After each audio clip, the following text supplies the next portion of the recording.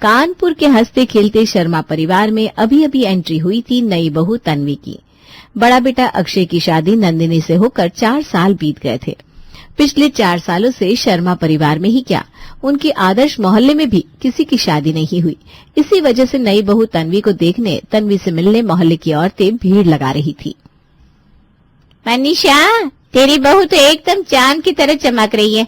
मोहल्ले की सारी औरतें कह रही थी मनीषा की नई बहू तन्वी मोहल्ले की सबसे खूबसूरत बहू है। वो तो है, तन्वी वाकई बहुत सुंदर है। और बोली भी कितनी मीठी है, चाल ढाल में भी सही लग रही है। तूने बताया कि चाय भी बड़ी अच्छी बनाती है, इस हिसाब से तो सर्वगुण संपन्न है। सच में तन्वी सर्वगुण संपन्न है। देखा जाए तो वैसे उसमें एक भी कमी नहीं है। बड़ों की इज्जत करती है, काम काज भी सही है।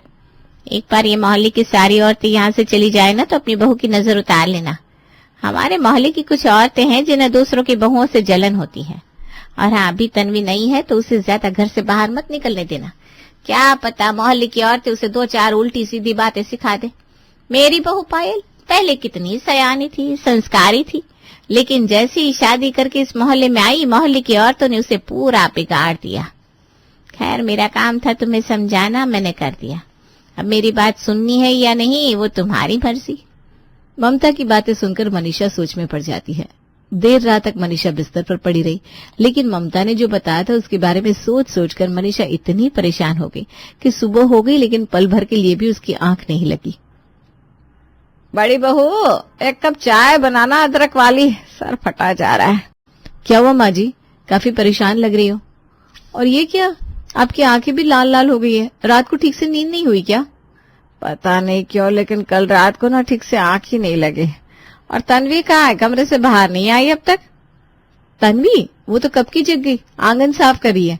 कह रही थी उसे रंगोली बनाने का बड़ा शौक है। फिर मैंने ही कहा चाय नाश्ता मैं बनाती हूँ, तू जाकर रंगोली बना। अरे तूने उसे बाहर क्यों भेजा, जा जल्दी से बुला ला उसे। अरे जा। अरे बुलाती हूँ, एक बार चाय तो दे दूं आपको। अरे तू रुक, मैं ही बुलाती हूँ। तन्वी बस आंगन तक ही गई थी, लेकिन फिर भी अपनी नई नवेली बहू की मनीषा को काफी चिंता हो रही थी। मनीषा दौड़ते दौड़ते आंगन तक जाती है, जहां वो देखती है कि हाथ में झाड़ू लिए तन्वी पड़ोसन शीला से गप्पे लड़ा रही थी। तभी मनीषा को देखकर शीला वहां से चली जाती है। बहू, बड़ी बहू ने तुम्हें रंगोली बनाने के लिए कहा था, वो काम आधा अधूरा छोड़कर तुम गप्पे लड़ाने बैठ गई। नहीं माँ जी, वो शीला दीदी ही आई थी मुझसे बात करने। वो कल मुंह दिखाए में नहीं आ पाई ना, तो मेरा नाम और मायके वालों के बारे में पूछ रही थी। अच्छा ठीक है, कोई बात नहीं, लेकिन देखो तुम्हारी अभी अभी शादी हुई है तो ज्यादा मोहल्ले में आने जाने की कोई जरूरत नहीं है। ये रंगोली मैं बनाती हूँ, तुम जाओ अंदर। मोहल्ले वालों से अपनी नई नवेली बहू को दूर रखने की मनीषा पूरी कोशिश करती है। तन्वी भी उसकी कही हुई हर एक बात मानती है।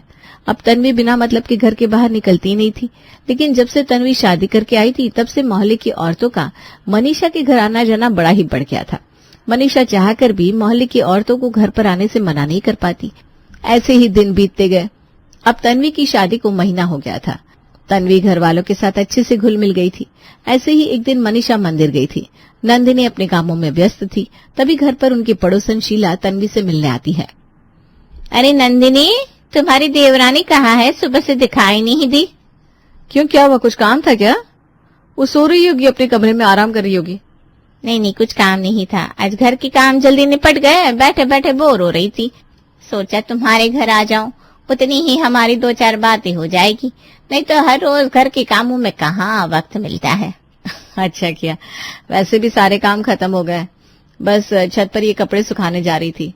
तुम बैठो, मैं आती हूँ 10 मिनट में। नंदिनी छत पर कपड़े सुखाने चली जाती है। तभी वहां तन्वी आती है। फिर शीला और तन्वी एक दूसरे के साथ गप्पे लड़ाने बैठ जाती हैं। थोड़ी देर इधर उधर की बातें होती है। फिर अरे तन्वी, तुम्हें मोहल्ले की ताजा खबर पता चली कि नहीं? कौन सी खबर? अरे वो हमारे पड़ोस की ममता आंटी, उनकी बहू पायल और मेरी शादी ना साथ में ही हुई थी। 6 साल हो गए लेकिन अभी तक बच्चा नहीं हुआ। मैं तो शादी के 2 साल बाद ही प्रेग्नेंट हुई थी। तो मुझे बोल रही थी इतनी जल्दी क्या है, इतनी जल्दी क्या है। अब देखो, डॉक्टर हो गया, भगवान हो गया, लेकिन बच्चा नहीं हो रहा। कल तो उनके घर से रोने की आवाज आ रही थी और आज सुबह ही मैंने पायल और उसके पति को कहीं जाते हुए देखा। मैं तुम्हें ना मेरी दोस्त समझकर बता रही हूँ, देखो किसी को बताना मत। मोहल्ले की औरतें बातें कर रही थी कि पायल और उसका पति बच्चा गोद ले रहे हैं। क्या?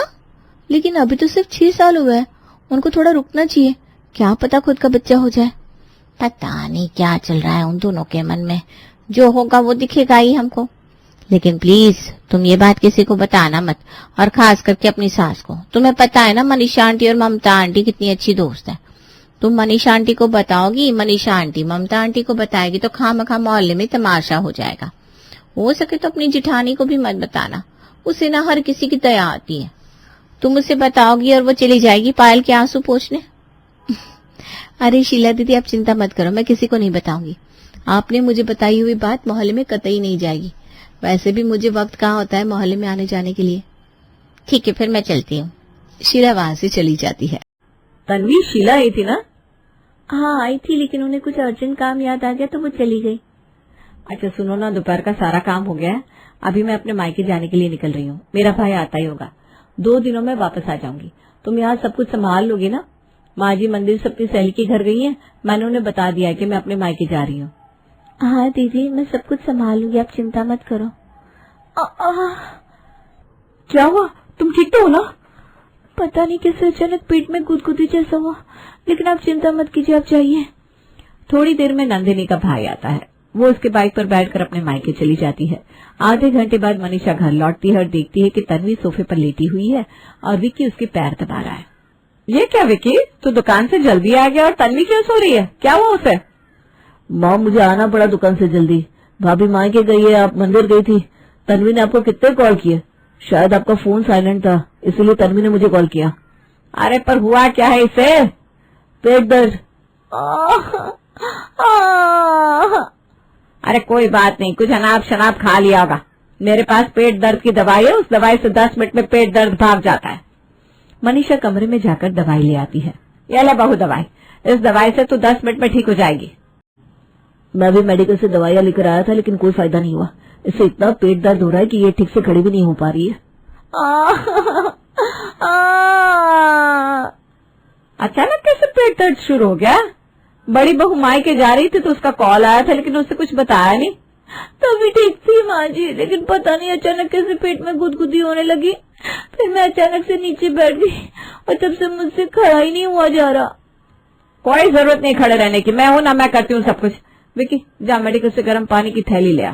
गर्म पानी की थैली से पेट सेकेंगे ना तो बहू को राहत मिलेगी। तब तक मैं बहू के लिए नींबू पानी बनाती हूँ। अचानक से तन्वी को पेट दर्द शुरू हो गया था। मनीषा अपने घरेलू नुस्खे आजमा रही थी। विकी भी मेडिकल से घर और घर से मेडिकल भाग दौड़ कर रहा था। अब पेट दर्द शुरू हुए 3 घंटे बीत गए। दोपहर से शाम हो गई, लेकिन अभी भी तन्वी पेट पर हाथ रखकर रो रही थी। 1 घंटा बीत गया, लेकिन तन्वी को पेट दर्द से जरा भी राहत नहीं मिली। तभी राजेंद्र और अक्षय घर आते हैं। उन्हें भी तन्वी के पेट दर्द के बारे में पता चलता है। माँ इसका पेट दर्द तो बढ़ता ही जा रहा है, देखो ना बेचारी दर्द के मारे कैसे रो रही है। विकी तुमने डॉक्टर को बुलाया? ये क्या बात हुई, तुमने डॉक्टर को बुलाना चाहिए था। दोपहर से तन्वी को तकलीफ हो रही है, डॉक्टर आते तो 10 मिनट में पक्का इलाज बताते। मुझे लगा घरेलू इलाज से बहू को राहत मिल जाएगी, लेकिन अभी लग रहा है कि डॉक्टर को बुलाना पड़ेगा। अरे इन्होंने नहीं बुलाया तो क्या हुआ, तू बुला ले, जल्दी से फोन कर डॉक्टर को, बेचारी बच्ची दर्द के मारे रो रही है। अक्षय डॉक्टर को फोन करता है। डॉक्टर तन्वी को चेक करने घर आते हैं। क्या हुआ डॉक्टर, तन्वी को कोई परेशानी की बात है क्या? वैसे तो सब कुछ नॉर्मल है, पेट दर्द की ऐसी कोई खास वजह नहीं लग रही। पेट पर सूजन भी नहीं है, शायद इन्होंने कुछ भारी भरकम उठाया होगा, नहीं तो कुछ अनाप शनाप खा लिया होगा। मेरी बहू को सिर्फ कपड़ों की बकेट ही उठानी पड़ती है, ऐसा ज्यादा भारी कुछ है ही नहीं घर में उठाने के लिए। और जो हम सबने खाया था वही तो इसने खाया है, तो फिर सिर्फ बहू को ही पेट दर्द क्यों हो रहा है? देखो मुझे पेट दर्द की कुछ खास वजह नजर नहीं आ रही। वैसे तो ये बिल्कुल ठीक है, बेवजह दवाइयाँ खिलाने से कुछ गलत असर हो सकता है, तो आप इन्हें थोड़ी थोड़ी देर में सौंफ का पानी या फिर सौंप दीजिए। शायद एसिडिटी और गैस की वजह से पेट दर्द हो रहा होगा, इन्हें राहत मिल जाएगी। इस पेट दर्द के चक्कर में दोपहर से शाम हो गई, शाम से रात, लेकिन तन्वी की हालत में जरा भी बदलाव नहीं आया। विक्की तन्वी को अपने कमरे में ले जाता है। बड़ी बहू घर पर नहीं थी, छोटी बहू बीमार थी, तो मनीषा किचन में रात का खाना बनाने चली जाती है। मनीषा किचन में खाना बनाते बनाते पेट दर्द भगाने के लिए कोई असरदार इलाज ढूंढ रही थी। बड़ी बहू को भी आज ही मायके जाना था, मेरा तो खाना बनाने में बिल्कुल मन नहीं लग रहा। पता नहीं क्या हुआ होगा तन्वी को, पेट दर्द कितना भी गहरा क्यों ना हो, अजवाइन के पानी से तो तुरंत भाग जाता है। लेकिन ये बहू का पेट दर्द है कि जाने का नाम ही नहीं ले रहा। नींबू पानी हो गया, अजवाइन का पानी हो गया, सौंफ की तो आधी बरनी खत्म हो गई। बहू को दही खिलाकर भी देख लिया, लेकिन बहू की स्थिति में कोई बदलाव नहीं आया। मनीषा किचन में खड़ी रहकर खुद से बड़बड़ा रही थी। तभी पड़ोसन ममता हाथ में कटोरा लिए मनीषा के घर आती है। मनीषा, मुझे ना आधा कटोरा चावल चाहिए था, मिलेगा क्या? हाँ, क्यों नहीं, ला इधर दे कटोरा। और ये क्या, तुम्हारे घर में दो बहू है लेकिन खाना तुम्हें बनाना पड़ रहा है? बड़ी बहू मायके गई है और छोटी बहू तन्वी को ना दोपहर से पेट दर्द हो रहा है। बड़ी बहू मायके जा रही थी तब उसने मुझे फोन किया था। तब तक तो सब कुछ ठीक था, लेकिन पता नहीं कैसे अचानक इसके पेट में दर्द होना शुरू हो गया। अरे फिर अजवाइन का या सौंफ का पानी पिला देना था। अरे सारे घरेलू नुस्खे हो गए, डॉक्टर भी आकर गया, लेकिन बहू को इतना पेट दर्द हो रहा है कि वो ठीक से खड़ी भी नहीं हो पा रही है। अच्छा, फिर तो मुझे कुछ गड़बड़ लग रही है। अरे वही तो, बहू के पेट में गड़बड़ी तो हो रही है। 10 बार टॉयलेट के चक्कर भी लगा कर आई, लेकिन उससे भी कुछ ज्यादा फायदा नहीं हुआ। ये पेट दर्द इतना जिद्दी है कि जाने का नाम ही नहीं ले रहा। मैं तो परेशान हो गई हूँ। अरे मैं तन्वी के पेट में जो गड़बड़ी है उसकी बात नहीं कर रही हूँ। मैंने तुझे बताया था ना, अपनी बहू की नजर उतार। मोहल्ले की औरतें नजरें लगाती हैं। देख, लग गई ना तन्वी को नजर। तन्वी दिखने में सुंदर है, कामकाज में बढ़िया है, इधर की बात उधर नहीं करती, सुशील संस्कारी है। स्वभाव की और सुंदरता की मोहल्ले में उसकी हर रोज चर्चा होती है। अब तू ही बता, किसी की बहू इतनी सर्वगुण संपन्न होगी तो मोहल्ले की औरतों को पेट में तो दुखेगा ही। उनको तुम्हारी बहू से जलन हुई और उन्होंने उसे नजर लगा दी, इसीलिए दवाइयों से या फिर घरेलू नुस्खे से ये पेट दर्द जा नहीं रहा। हे भगवान, ये बात तो मेरे दिमाग में आई नहीं। पता नहीं क्या बिगाड़ा था मैंने और मेरी बहू ने किसी का, जो उसे इतनी बुरी नजर लगा दी। ममता, अब मैं क्या करूँ, तू ही कुछ रास्ता बता। पहले जाकर बहू की नजर उतार, फिर भगवान के सामने दिया जलाकर मन्नत मांग, शायद कुछ फर्क पड़े। मैंने सुना है एक बार बुरी नजर लगती है ना तो ठीक होने में समय लगता है। खैर तन्वी का ख्याल रख, मैं चलती हूँ। ममता की बात सुनकर मनीषा परेशान हो जाती है। हाथ में जो काम था वो छोड़कर तुरंत तन्वी के कमरे में जाती है। कुछ राहत मिली क्या बहू को? नहीं माँ, अभी तक तो नहीं। मैं कॉलेज से आ रही थी, भैया ने मुझे बताया भाभी की तबीयत के बारे में, तो मैं अभी ना मेडिकल से कुछ दवाइयाँ लेकर आई, लेकिन कोई फायदा नहीं हुआ। भैया अभी मेडिकल पर गए हैं ORS लाने। भाभी कुछ खा पी भी नहीं रही है। अरे इतनी देर थोड़ी ना पेट दर्द रहता है। मेरा तो दिमाग खराब कर दिया इस पेट दर्द ने। पता नहीं किसकी नजर लग गई मेरे घर को। तन्वी, मैंने तुम्हें मना किया था ना मोहल्ले में आने जाने के लिए। जरूर मोहल्ले की औरतों की तुम्हें बुरी नजर लगी होगी। वैसे भी वो शीला की सास कैसे घूर कर देखती रहती है तुम्हें। माँ जी, आपसे बिना पूछे मैं कभी भी मोहल्ले में नहीं जाती, किसी भी औरत से बात नहीं करती। पता नहीं ये पेट दर्द कैसे पीछे पड़ गया मेरा। मेरी तो हालत खराब हो गई है, ना उठा जा रहा है ना बैठा जा रहा है। दोपहर से पेट में एक निवाला तक नहीं है। अरे तुम रो मत बहू, मैं तुम्हारी नजर उतारती हूँ, अभी भाग जाएगा पेट दर्द। मनीषा तन्वी की नजर उतारती है, गाय को चारा खिलाने की मन्नत मांगती है। उसके बाद भी घंटा बीत जाता है, लेकिन तन्वी के पेट दर्द में कोई बदलाव नहीं आता। उल्टा तन्वी के पेट दर्द की ये बात पूरे मोहल्ले में फैल जाती है। नई बहू बीमार है, नई बहू बीमार है, ऐसा कहते हुए अब हर कोई मनीषा के घर तन्वी की तबीयत पूछने आ रहा था। देखते ही देखते घर में भीड़ जमा हो गई। इस पेट दर्द की खबर जेठानी नंदिनी तक भी पहुंच जाती है। वो भी दौड़ी दौड़ी अपने ससुराल आती है। तन्वी, अचानक से क्या हो गया तुम्हें? दोपहर तक तो तुम ठीक थी, अचानक तुम्हारे पेट में इतना दर्द हो गया कि तुम्हारे पेट दर्द की बात मोहल्ले तक पहुंच गई। क्या करूँ दीदी, मुझे तो कुछ समझ में नहीं आ रहा। अचानक से पेट में इतना दर्द शुरू हुआ कि रुकने का नाम नहीं ले रहा। अच्छा मुझे ठीक से बताओ, तुमने आज क्या क्या किया सुबह से? पेट दर्द से तन्वी का ध्यान हटाने के लिए नंदिनी उसे बातों में उलझाने की कोशिश करती है। मैं सुबह उठी, फिर ब्रश किया, उसके बाद स्नान किया, नाश्ता बनाया, इनका टिफिन पैक किया, साफ सफाई की। उसके बाद ना शीला आई थी, उसके साथ बातें की। वो बता रही थी ममता आंटी की बहू पायल की शादी को 6 साल हो गए, लेकिन उनको अभी तक बच्चा नहीं हुआ, इसलिए वो बच्चा गोद ले रहे हैं। उसके बाद आप गई और तब से ये पेट दर्द शुरू हो गया। शीला ने ये पायल की बात तुझे भी बताई? तुझे भी मतलब आपको भी बताई है? हाँ, और उसकी बताई हुई ये बात झूठ है। सच तो यह है कि पायल प्रेग्नेंट है। शीला की आदत है मोहल्ले में झूठी बातें फैलाने की। झूठी कहेगी। उसने मुझे बताया कि मैं ये बात किसी को ना बताऊं, और खुद पूरे मोहल्ले में ढिंढोरा पीट रही है। तन्वी और नंदिनी की बातें चल रही थी, तभी सभी घर वाले वहां आ जाते हैं। तन्वी को हंसते खेलते दिखते हैं। ये क्या तन्वी, तुम्हारे हंसने की आवाज बाहर तक आ रही है? तुम्हारे पेट में तो दर्द है ना? तन्वी अपने पेट को हाथ लगाते हुए कहती है। पेट दर्द? वो तो भाग गया। देवर जी, इसने अपने पेट में खास बात छिपा कर रखी थी। इसी वजह से शायद इसके पेट में दर्द हो रहा था। कुछ कुछ औरतों को होती है ऐसी बीमारी, मेरी एक सहेली को भी है। क्या मतलब? शीला ने इसे बताया कि पायल और उसका पति बच्चा गोद लेने वाले हैं, जो कि झूठ है। ऊपर से ये भी बताया कि तुम ये बात किसी को मत बताना। और आपको तो पता है, जब से तन्वी इस घर में शादी करके आई है तब से वो छोटी से छोटी बात मुझे आकर बताती है। आज मजबूरी में उसने मुझसे इतनी बड़ी बात छुपाई, इस वजह से उसके पेट में दर्द हो रहा है। मतलब अब बहू ठीक है? उसके पेट में कोई तकलीफ नहीं थी, बल्कि शीला ने बताई हुई बात थी। जी हाँ, ये तो वही हुआ, खुदा पहाड़ निकला चूहा। इस पेट दर्द को भगाने के लिए पिछले 6-7 घंटे में हमने क्या कुछ नहीं किया। भाभी, आपने कभी बताया नहीं आपकी इस बीमारी के बारे में। ये पेट दर्द आपको शादी से पहले भी होता होगा ना? शादी से पहले मैं मेरे दिल की हर बात अपनी माँ को बताती थी, कोई भी बात कभी भी अपने पेट में नहीं रखती। तो शादी से पहले मुझे ये पेट दर्द की बीमारी कभी नहीं हुई, लेकिन आज मैंने पहली बार कोई बात अपने पेट में रखी तो अचानक से पेट में दर्द होना शुरू हो गया। बीमारी थोड़ी अजीब है ना? जो कुछ भी है, लेकिन आज फिर एक बार साबित हुआ, औरतें कोई भी बात अपने पेट में नहीं रख सकती। और उन्होंने ऐसी कोशिश भी की तो ऐसे अजीब अजीब पेट दर्द होने लगता है। राजेंद्र की बात सुनकर सब हंसने लगते हैं।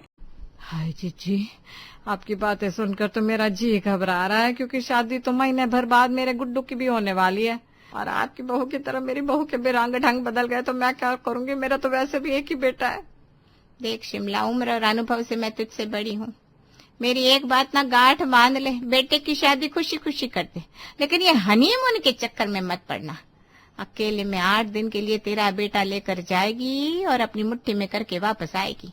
वहां पहाड़ों में ले जाकर ये बहू ऐसा मंत्र मारती है, लड़के पूरी तरह से इनकी मुट्ठी में आ जाते हैं। और एक बार आदमी मुट्ठी में आ जाए फिर तो बहू सास ससुर को घास डालना भी जरूरी नहीं समझती। तो समझ रही है मैं क्या कह रही हूँ? ज्यादा छूट और आजादी मिलते ही लटके झटके दिखाकर ये बहू लड़के को अपने बस में कर लेती है।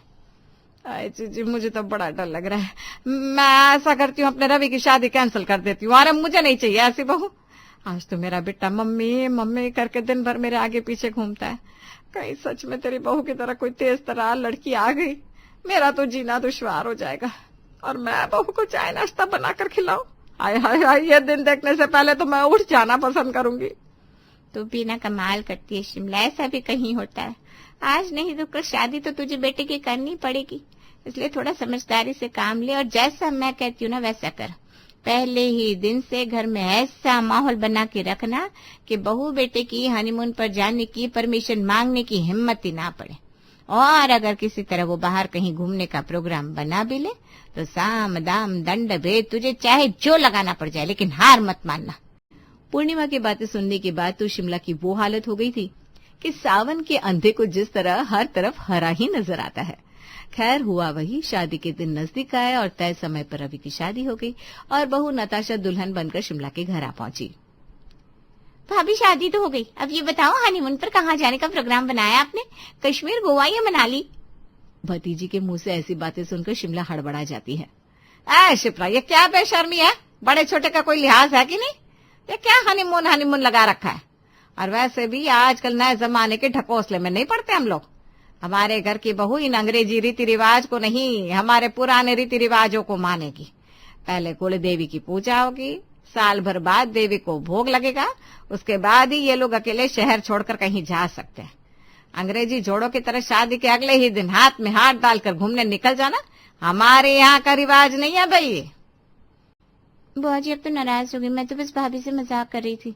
अरे काहे का मजाक? आजकल तो सबकी आंखों की शर्म ही खत्म हो गई है। एक हमारा समय था, शादी से पहले मजाल है जो ऐसी कोई बात हमारी जुबान पर भी आ जाए। लेकिन आजकल के बच्चे तो बिल्कुल बेशर्म हो गए। पंडित ने 8वां वचन दिलवाया था क्या कि हनीमून नहीं गए तो शादी अधूरी रह जाएगी। शिमला को नाराज होते देख शिप्रा तो सर पर पांव रखकर वहां से 9-2-11 हो जाती है। लेकिन सास की बात सुनकर बहू नताशा के दिमाग में खतरे की घंटी बज गई थी। सुनिए रवि, ये शिप्रा की बात सुनकर माँ जी इस तरह से क्यों रिएक्ट कर रही थी? उसने कुछ ऐसा गलत तो नहीं कहा था? माँ जी तो ऐसे उखड़ गई जैसे न जाने कौन सी दुखती रग पर हाथ रख दिया उसने। अरे शादी हुई हमारी, हनीमून पर तो जाएंगी ही ना, इसमें इतना ओवर रिएक्ट करने की क्या बात है? और वो कुल देवी पूजा वो सब क्या था? अरे नहीं, तुम मेरी मम्मी को गलत समझ रही हो। वो बाकी टिपिकल सासों की तरह नहीं है कि बिना बात बहू को परेशान करे। लेकिन हाँ, अगर वो कुछ कह रही है तो जरूर उसके पीछे कुछ न कुछ ठोस वजह होगी। आई थिंक हमें मम्मी की बात को सुनना चाहिए और थोड़ा सा वेट कर लेना चाहिए। बड़े बुजुर्ग जो कहते हैं ना, वो हमारे भले के लिए होता है। ये कैसी बात कर रहे हो रवि? हम आज के जमाने के पढ़े लिखे लोग हैं, तुम इन सब बातों में यकीन करते हो? और शादी से पहले तो ऐसी कोई बात डिस्कस ही नहीं हुई थी। कमाल करती हो यार। अब लड़की देखने जाएंगे तो हनीमून के प्लान भी डिस्कस करेंगे क्या? अपने अपने खानदानी रीति रिवाज की बात होती है। और अगर माँ कह रही है कि कुलदेवी की पूजा से पहले हमारा अकेले कहीं बाहर जाना सेफ नहीं होगा, तो हमारे भले के लिए कह रही है। अरे उनसे ज्यादा हमारे अच्छे बुरे के बारे में और कौन सोच सकता है। पति को एक सुर में अपनी माँ की बात का समर्थन करते देख अब तो बहू नताशा के पास कोई और चारा ही नहीं बचा था। उसे समझ में आ गया था कि सासू माँ का बच्चा अभी तक मम्मी की उंगली छोड़ नहीं पाया है। समय बीत रहा था। नताशा और रवि की शादी को पूरा 1 महीना बीत गया था, लेकिन अभी तक न तो शिमला ने उन्हें कुलदेवी के दर्शन कराए थे, न ही माता को भोग लगवाया था। नताशा अपनी ननद मालती से पूछती है, मालती दीदी एक बात पूछनी थी, ये हमारे यहाँ की कुलदेवी का मंदिर कहाँ है और उनकी पूजा के लिए कुछ स्पेशल नियम या समय होता है क्या? क्यों भाभी, क्या हुआ? आप बड़ी पूछताछ कर रही हो? अरे नहीं, वो हमारी शादी के बाद माँ जी ने कहा था ना कुलदेवी की पूजा होती है, बस इसीलिए पूछा। नताशा को मालती से पूछताछ करते देख शिमला वहां आ धमकती है। अरे सीधा सीधा क्यों नहीं कह देती कि रवि के साथ बाहर जाकर घूमने की आग लगी पड़ी है? अरे भाई, आजकल की बहुओं ने तो बेशर्मी में बेटों को भी पीछे छोड़ दिया है। ऐसा है बहू, बहुत कर लिया तुमने मेहमान बनकर आराम, और हमने बहुत सत्कार कर दिया तुम्हारा। पूरा पूरा दिन खाली रहती है ना, इसीलिए सब फालतू बातें दिमाग में चलती है तुम्हारे।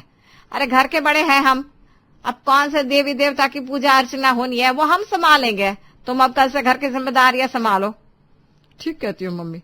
भाभी की शादी को 1 महीना हो गया, अभी तक पूरे घर की जिम्मेदारी नहीं सौंपी आपने उनके ऊपर। एक मेरी सास थी, शादी के चौथे दिन ही पूरा घर मुझे सौंप दिया था। उस दिन का दिन है और आज का दिन है। माई के आने से पहले भी मेरी सांस फूलने लगती है, ये घूमने वूमने के तो ख्याल ही नहीं आते। अब संस्कारों की बात होती है ना बेटा, हमने तो बचपन से यही सिखाकर बड़ा किया कि शादी का मतलब कोई घूमना फिरना ऐश और आजादी नहीं है। शादी तो जिम्मेदारी और बंधन का नाम है। जो इस जिम्मेदारी को मन से निभा ले, समझो उसकी शादी सफल हो गई। इन हनीमून के चौचलों से कुछ नहीं होता। मम्मी मेरे तो सर में दर्द हो रहा है, चाय पियोगी? अब सोच रही हूँ 1 कप चाय बना लेती हूँ। अरे इतने साल बहुत बना ली तूने चाय बेटा, और सबको पिला दी। आज से ये जिम्मेदारी बहू के पास है। आराम से बैठ तू, बहू चाय नाश्ता बना कर ले आएगी। बड़ी चालाकी से शिमला ने आज फिर बहू नताशा की हनीमून वाली बात को ऐसे घुमाया था कि बात घूम फिरकर नताशा के संस्कारों पर आ गई थी। समय बीतता जा रहा था, लेकिन सास शिमला को न उन्हें कुलदेवी के दर्शन को ले जाना था और न वो ले गई। 1 साल बीतने को आया था। सुनो ना रवि, क्यों ना अपनी शादी की सालगिरह पर हम लोग कहीं घूमने जाए? पूरा साल बीत गया, मेरी सहेलियां भी पूछती रहती, इतना अच्छा पैकेज है रवि का, उसके बाद भी शादी के बाद तुझे कहीं घूमने नहीं ले गया। तुम ही बताओ क्या जवाब दो अपनी सहेलियों को। खैर जो बीत गया सो बीत गया, अपनी एनिवर्सरी पर तो कहीं जा सकते ना हम। अच्छा ठीक है, मैं देखता हूँ। नताशा आज बहुत खुश थी। 4 दिन में उनकी शादी की सालगिरह थी। पिछली बातों को भूलकर वो गुनगुनाते हुए कमरे में अपना बेड लगा रही थी। क्या बात है भाभी, आज बड़ा गुनगुना रही हो? कुछ खास बात है क्या? अरे कुछ नहीं, वो हमारी शादी की सालगिरह आ रही ना, तो बस वही सोच रही थी। सोच रहे हैं सेलिब्रेशन के लिए मनाली चले जाते हैं। मनाली जाने की बात सुनकर मालती सारी बात अपनी माँ को बता देती है। रवि बेटा आ गया तू ऑफिस से? तेरा इंतजार कर रही थी बेटा। तुम लोगों की शादी की सालगिरह है ना, तो मैं आज सोच रही हूँ रामायण पाठ रखवा लेते हैं। भगवान का आशीर्वाद लेकर सालगिरह मनाओगे तो सब अच्छा होगा उनकी कृपा से। अरे मम्मी, लेकिन मैंने तो। अरे अब भगवान का आशीर्वाद लेना है, इसमें क्या लेकिन किंतु परंतु करना है? मैंने कह दिया तो कह दिया। और हाँ, कुछ रिश्तेदारों को भी बुलाया है, बहू को कहना सब तैयारी कर ले। अरे अपनी मालती से सीख। याद है अपनी शादी की सालगिरह कैसे मनाई थी उसने? जागरण रखवाया था, सब भक्ति में डूब कर खूब आशीर्वाद देकर गए थे दोनों को। मालती का तीर इस बार भी निशाने पर लग गया था। उसने बहाना ही ऐसा बनाया था कि रवि और नताशा चाहकर भी उसका विरोध नहीं कर पाए थे। सुनो ना रवि, शादी को लंबा वक्त बीत गया है, क्या हम कभी कहीं घूमने नहीं जाएंगे?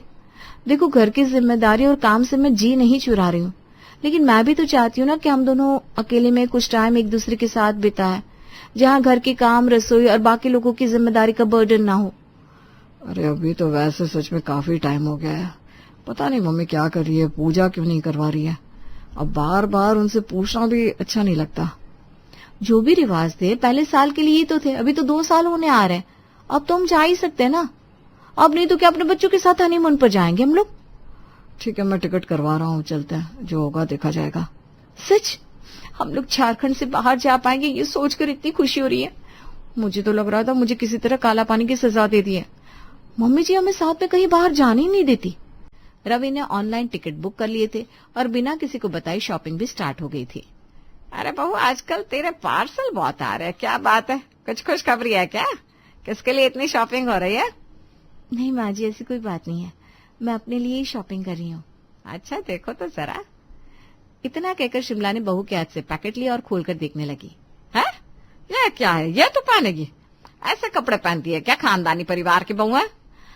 माँ जी ये तो मैंने घूमने के लिए खरीदा है, यहाँ तो मैं साड़ी पहनती हूँ, आप चिंता मत करिए। अच्छा तो ये बात है। अगले दिन सुबह हाय मर गई रे, हाय मेरा सर। क्या हुआ माँ?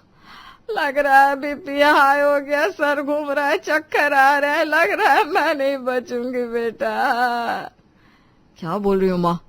मालती को बुला ले, कह दे मम्मी की हालत खराब है, मिल जाए एक बार। छोड़िए, कैंसिल कर दीजिए, माँ को ऐसी हालत में छोड़कर कहाँ जाएंगे। ठीक है। माँ क्या हो गया तुम्हें? अरे तुम लोग मम्मी का ख्याल नहीं रखते क्या? ऐसे कैसे इतनी हालत खराब हो गई? मम्मी आप चलो मेरे साथ, मैं आपकी सेवा करूंगी। अरे नहीं, मैं मम्मी को हॉस्पिटल ले जा रहा हूँ, वो यहाँ ही ठीक है। नताशा है ना, रखेगी उनका ख्याल। मेरी तो हिम्मत ही नहीं है अस्पताल जाने की, मुझे अंधेरा लग रहा है, बस आराम करने दो। हाय हाय। माँ जी जाना तो पड़ेगा आपको, डॉक्टर से चेकअप तो जरूरी है ना। बहू क्यों इतनी तेज आवाज में बोल रही है तू? जा बाहर जाकर बैठ, तेरी तो शक्ल देखकर ही मेरा बीपी बढ़ रहा है। बोल रही हूँ ना, मुझसे नहीं जाया जा रहा है, मुझे मरना है तो अपने ही घर में मर जाऊंगी। तभी रवि के पास चाची जी का फोन आता है। बेटा वो नम्रता और अनुज आएंगी, आज रात तुम्हारे यहाँ रुकेंगे, कल सुबह की उनकी फ्लाइट है, गोवा जा रहे हैं हनीमून के लिए, थोड़ा देख लेना। हाँ अरे चाची जी, लेकिन उनकी तो अभी महीने भर पहले ही शादी हुई है ना। हाँ तो कुलदेवी नाराज नहीं होंगी? अरे बेटा क्या बोल रहे हो, कौन सी कुलदेवी? कुछ नहीं चाची, मैं समझ गया, आप भेज दो, उन दोनों को कोई दिक्कत नहीं है। कल सुबह की हमारी भी फ्लाइट है, हम भी हनीमून पर जा रहे हैं। अरे लेकिन हम कहाँ जा रहे हैं, माँ जी की ऐसी हालत है। कोई बात नहीं, शायद हमारे भाग्य में ही नहीं है, भगवान चाहता ही नहीं कि हम साथ में कहीं घूमने जाए। भगवान नहीं, कोई और ही है जो हमें जाने नहीं देना चाहता। अब सब समझ में आ रहा है। आज तक जो भी हुआ वो सब माँ ने सोच समझ कर किया। वो चाहती ही नहीं कि हम बाहर जाए, इसलिए कभी कुल देवी, कभी पूजा, कभी रामायण पाठ, कभी बीमारी का बहाना बनाती रही। बस अब बहुत हुआ, अब उन्हें जवाब देना पड़ेगा कि आखिर क्यों किया ये सब। रवि रहने दो ना, अच्छा लगता है कि इस बात के लिए हम उनसे सवाल जवाब करें। जो बीत गया सो बीत गया, खत्म करो। नहीं, ऐसे खत्म नहीं होगा। पहले मैं अपनी गलती सुधारूंगा। तुम तैयार रहो, हम सुबह 6 बजे निकलेंगे। अगली सुबह। अरे कहाँ जा रहे हो तुम दोनों? देखो तो बेशर्मी, माँ की हालत खराब है और इन्हें जाने की पड़ी है। हद है भाई। अरे जाओ जाओ, आखिरी बार मेरा मुंह भी देखने को नहीं मिलेगा, पाप लगेगा देखना। कलयुग के बेटे, माँ बाप से ज्यादा बीवी प्यारी हो गई। माँ तुम भी ना खामखा की चिंता करती हो। तुम्हें अकेला छोड़कर नहीं जा रहे हैं, तुम भी जा रही हो मालती के घर। क्या? लेकिन क्यों? अरे आपकी लाडली बेटी है ही सर्वगुण संपन्न, उसके साथ रहेंगी, उसका चेहरा देखेगी, उसकी सेवा सत्कार से देखना कैसे आप भली चंगी हो जाती हो। अरे पर जब घर में बहू है तो वो क्यों करेगी मेरी सेवा?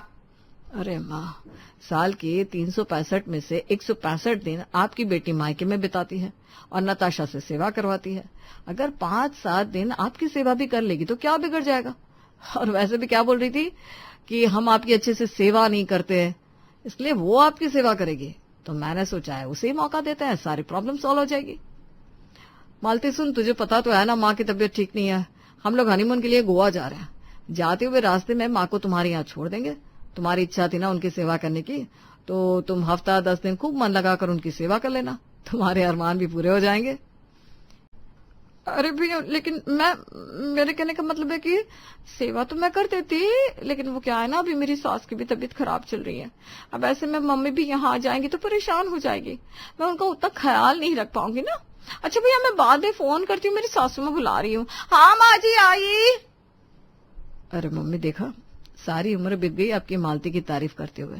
देख लो, साफ इनकार कर दिया उसने तुम्हारी देखभाल करने से। अरे आग लगे ऐसी सेवा को, मुझे किसी की सेवा की जरूरत नहीं है। हट्टी कट्टी भली चंगी हूं मैं। जाओ तुम्हें जहां जाना है, मुझे किसी की जरूरत नहीं है। शिमला को समझ में आ गया था कि अब उसकी दाल गलने वालों में से नहीं है, इसलिए वो चुपचाप जाकर अपना काम करने लगती है। और इस तरह तमाम मुश्किलों के बाद शादी के 3 साल बाद फाइनली रवि और नताशा अपने हनीमून के लिए गोवा जाते हैं और वहां जाकर खूब मौज मस्ती करते हैं।